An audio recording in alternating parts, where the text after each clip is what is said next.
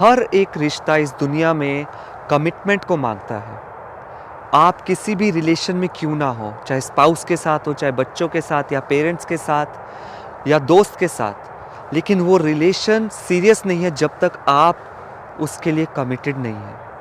और ऐसे ही हमारा रिश्ता है पिता परमेश्वर के साथ, यीशु मसीह के साथ। अगर आप कहते हैं कि आप यीशु मसीह से प्यार करते हैं, लेकिन आप उस रिश्ते में कमिटेड नहीं हैं, लेकिन आपका प्यार सिर्फ कन्वीनियंस पे डिपेंड करता है कि जब आपको कन्वीनियंट लगता है तभी आप उसको फॉलो करते हैं, लेकिन आप कन्वीनियंस से हट के उसके लिए कमिटेड नहीं हैं, तो ये रिश्ता नहीं है।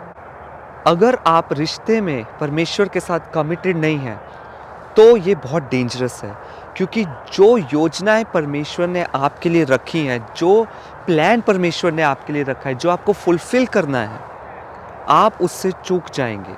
वे शमूएल के ठहराए हुए समय अर्थात 7 दिन तक बाट जोता रहा, परंतु शमूएल गिलगाल में ना आया और लोग उसके पास से इधर उधर होने लगे।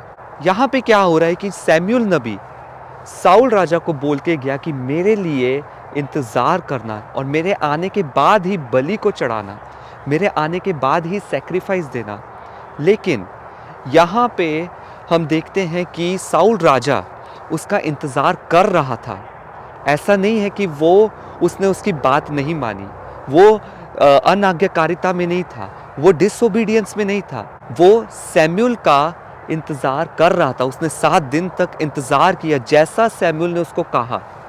लेकिन हुआ क्या कि शमूएल ने आने में थोड़ी देरी कर दी, और जब उसने देरी की तो यहाँ पे साउल राजा के लिए सर्कमस्टेंस चेंज हो गए। वो वेट नहीं कर पाया, उसको लोगों का डर आ गया कि लोग क्या सोचेंगे। लोग उसके पास से जाने लगे और वो सर्कमस्टेंसेस के कारण उसने परमेश्वर की आज्ञा को तोड़ा और उसने खुद ही बलि चढ़ा दी। आप देखें कि साउल राजा तो था, लेकिन वो याजक भी बन गया। उसने याजक का भी काम अपने हाथों में ले लिया, और इस वजह से, सर्कमस्टेंसेस की वजह से, शमूएल के लेट आने की वजह से, लोगों के इधर उधर जाने की वजह से, उसने जब ये कदम उठाया, परमेश्वर उससे क्रोधित हुआ और जो कुछ उसके आगे परमेश्वर ने रखा था, जो जीत उसके आगे रखी थी, वो उनको नहीं हासिल कर पाया। तभी परमेश्वर ने दाऊद को खड़ा किया।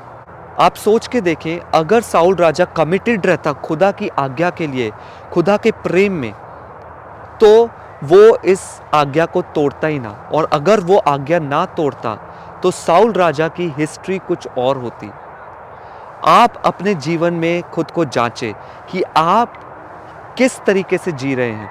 क्या आप कन्वीनियंस को देख रहे हैं कि आप कमिटेड हैं? कि आप क्या सच्ची परमेश्वर के साथ कमिटेड हैं?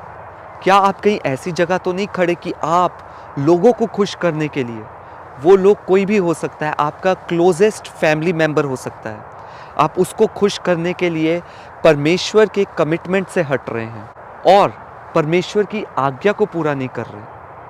वो हो सकता है आपका प्रेयर का टाइम भी क्यों ना हो हो सकता है आपका मनी का मैटर क्यों ना हो। आप अपनी कन्वीनियंस को देख के डिसीजन अगर ले रहे हैं तो आप अनाज्ञाकारिता में चल रहे हैं। लेकिन परमेश्वर आपसे कमिटमेंट चाहता है, परमेश्वर आपसे ऐसा प्यार चाहता है जो कि वफादार हो और कमिटेड हो। तभी परमेश्वर आपको बड़ी बड़ी योजनाओं के साथ ट्रस्ट कर सकता है। तभी परमेश्वर आपके लिए और आगे बड़े बड़े रास्ते खोल सकता है। आपकी जीत परमेश्वर के हाथ में है। जब आप परमेश्वर के साथ कमिटमेंट में आएंगे, तब आपका और परमेश्वर का रिलेशन, संबंध और ही गहरा होगा। और जब वो रिलेशन गहरा होगा, आपको परमेश्वर में सुरक्षा मिलेगी, आपको परमेश्वर में जीत मिलेगी। ऐसा कोई युद्ध नहीं जो आप हारेंगे।